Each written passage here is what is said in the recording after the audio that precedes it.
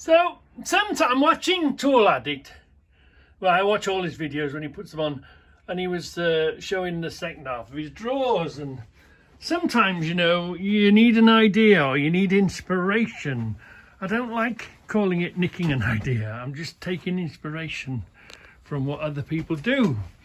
And this is something, I'm working in this room today, as the previous video shows. And I did mention it, but I haven't really shown you how I collect stuff. Oh, that's just air tools in there. But what I use is these gallon drums. I cut down the gallon. I use office. As you can see, I use old office straws to use with them. Then I use gallon drums. Cut the sides out of a plastic gallon drum. And springs. Any spring that comes out of any job goes in the spring box. Any Jubilee clip comes out of any Jubilee job I'm doing goes in the Jubilee tub.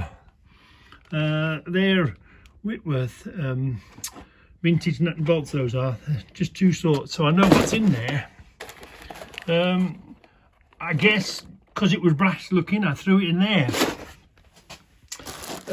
These are just some more Jubilee clips and some bolts down the bottom. Older bolts. You're going to shout at me now, aren't you? You're going to say, why do you save old spark plugs? I don't know, because we don't really do that much, but I do save old spark plugs. I shouldn't really. What's in there? Nothing much in there. Again, older nuts and bolts. I try to keep it to a certain odd type or an odd shape. I put them so I can find them.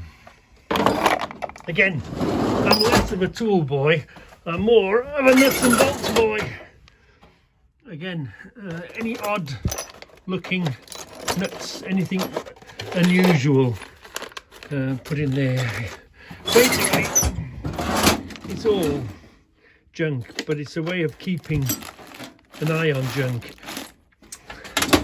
What the system I use is, the more you use it, the more you bump into it. So you remember, oh, I saw that the other day because I was looking for something else. Locks, and I'm not a very good nail person. And again, this is my main thing because, as you know, I'm really into nuts and bolts. What's in there? Oh, just sort of general hammers and building. You know, if I'm doing work outside, a couple of different sorts of hammers, bigger hammers. This is my tool rack for my hammers. Again, homemade. Just a piece of square angle iron with a bracket and some wire around them. Just, you know, keeps an eye on them. Again, tubs of stuff inside it. That type of thing. Oh, and this is my special tools. You know, don't know where they all are. So, thank you very much, Ben, for the inspiration on what I keep wearing. Hold on. Oh yeah, that's how little electrics I do. I stuff them all in there. If a roll comes up, it's stuffed in there. Same here. Plugs and sockets, and I'm not a DIYer. So what generally happens when I keep as ropes, I don't use it the same sort of way, you know what I mean? I was just gonna, I'll do one more. I was in, why would you do this? But I was in a electrical store or whatever it was, and these were in a bargain bucket. One terrible. In a bargain bucket. Because they're in a bargain bucket, I tend to go, well, they might come in sometime, some use, sometime.